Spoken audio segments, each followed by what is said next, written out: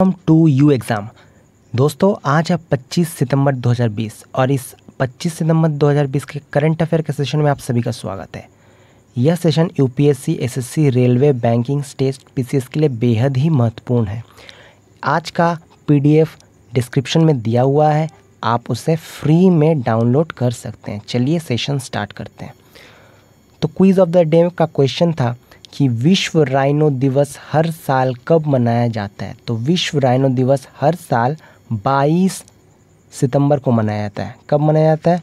22 सितंबर को मनाया जाता है। तो इसका सही आंसर नंबर 2 हो जाएगा। तो विश्व राइनो दिवस हर साल 22 सितंबर को मनाया जाता है। ठीक है, तो नेक्स्ट क्वेश्चन पे हम लोग आने से पहले कुछ डिटेल्स इसका देख लेते हैं। तो देखिए, विश्व राइनो दिवस हर साल 22 दिसंबर को मनाया जाता है, ये आपको याद रखना है। दूसरी बात कि ये सबसे पहले कब मनाया गया था, और ये 5 प्रजाति जो हैं राइनोसेरस के, उनके संरक्षण के लिए मनाया जाता है। तो देखिए, सबसे पहले मनाया गया था 2010 में। किसने मनाया था? वर्ल्ड वाइल्ड लाइफ फंड ने। ठीक है, वर्ल्ड वाइल्ड लाइफ फंड ने मनाया था। अब इसका जो बात है वो क्या है, इसको जो विलुप्त होने से बचाने के लिए सबके जागरूकता जो फैलाई जाएगी, इसी के लिए मनाया जा रहा है सब। तो नेक्स्ट क्वेश्चन है, किचन ऑफ ग्रैटिट्यूड नामक पुस्तक के लेखक कौन है? तो हमारे स्टार शेफ विकास खन्ना जी वही लेखक हैं। कौन है? स्टार शेफ विकास खन्ना जी। तो इसका ऑप्शन नंबर 1 आ जाएगा, विकास खन्ना जी। विकास खन्ना जी हैं। तो विकास खन्ना जी का पिक्चर देख लेते हैं। तो ये है हमारे विकास खन्ना जी, जिन्हें क्या दिया जाएगा? जिन्हें 2020 का एशिया गेम चेंजर अवार्ड भी से सम्मानित किया जाएगा। ठीक है, तो चलिए नेक्स्ट क्वेश्चन में आते हैं। हाल ही में गुप्तेश्वर पांडे ने शैक्षिक रिटायरमेंट की घोषणा की है। तो वे किस राज्य के डीजीपी थे? तो फॉर्मर डीजीपी थे। तो ये बिहार के फॉर्मर डीजीपी रह चुके हैं। तो ये है गुप्तेश्वर पांडे जी। तो देखिए, बिहार के अभी मुख्यमंत्री कौन है? नीतीश कुमार। मैप में बिहार देख लीजिए कहाँ पे है, यहाँ पे है मैप में बिहार। और बिहार के अभी गवर्नर कौन है? फागू चौहान जी हैं। राष्ट्रीय उद्यान क्या है? वाल्मीकि।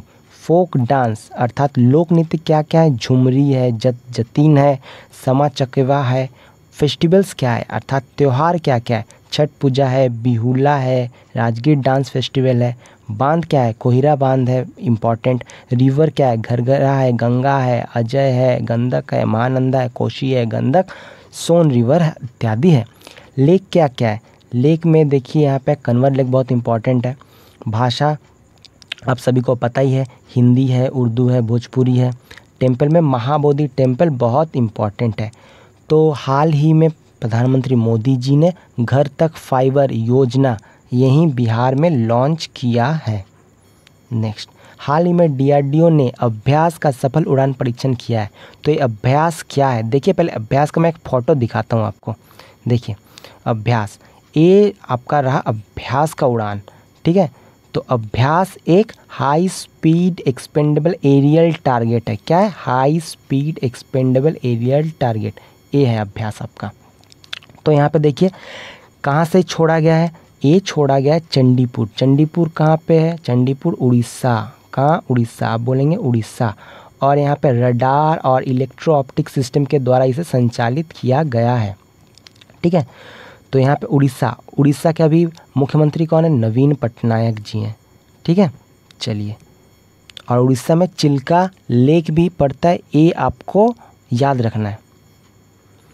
नेक्स्ट, हाल ही में कौन से बिल के द्वारा जम्मू कश्मीर के 5 भाषाओं को आधिकारिक भाषा बनाने की मंजूरी मिली है? तो ये पहला नंबर ऑप्शन है, Jammu and Kashmir official language bill 2020। ये है आपका आंसर। तो देखिए, जम्मू कश्मीर में ऑलरेडी इंग्लिश और उर्दू ऑफिशियल भाषाएं थी, पर अभी इस बिल के द्वारा कश्मीरी, डोगरी और हिंदी को ऑफिशियल लैंग्वेज के रूप में लाया जा रहा है। ठीक है, और ये लोकसभा से ऑलरेडी पास हो गई है। जम्मू कश्मीर में वुलर लेक है, ये आपको याद रखना है। जम्मू कश्मीर के गवर्नर कौन है? राज्यपाल अभी बने हैं मनोज सिन्हा जी बने हैं। जम्मू कश्मीर 31 अक्टूबर 2019 से यूटी बन गया है, यानी कि केंद्र शासित प्रदेश बन गया है। चलिए, तो यहाँ पे देखिए मैप में आप जम्मू कश्मीर देख सकते हैं, जो डिवाइड हुआ है जम्मू कश्मीर और लद्दाख। और अभी हमारे भारत में 28 राज्य हो चुकी है। ठीक है, चलिए नेक्स्ट आते हैं। तो देखिए जम्मू कश्मीर में तो मैं डिटेल्स बता ही चुका हूँ, जोजिला पास, पीर पंजल, ग्रेट हिमालयन, ये आपको थोड़े याद रखने हैं, ठीक है। चलिए नेक्स्ट, हाल ही में किसने अपने मंच पर टोकन रोल आउट के लिए वीज़ा के साथ भागीदारी की है? तो ये भागीदारी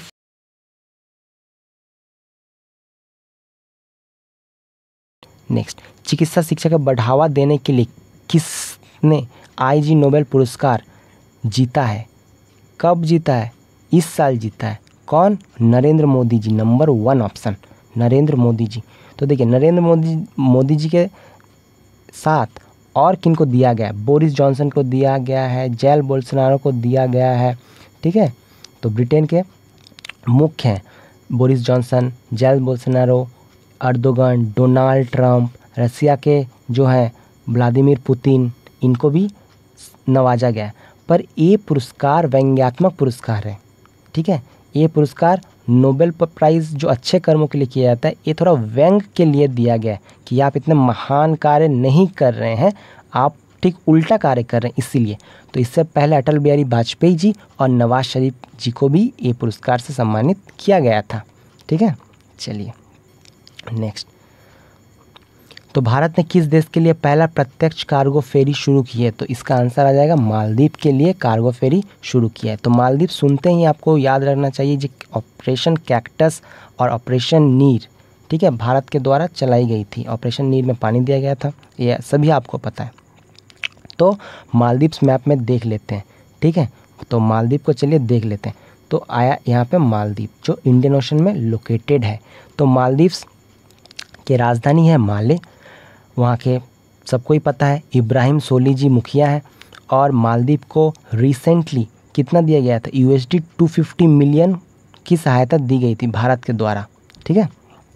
चलिए नेक्स्ट, भारत आधारित न्यूट्रिनो वेधशाला किस जगह स्थापित की जाएगी? तो ये की जाएगी थेनी में की जाएगी। और थेनी कहाँ पे है? तमिलनाडु में। कहाँ पे? तमिलनाडु में है थेनी, ठीक है।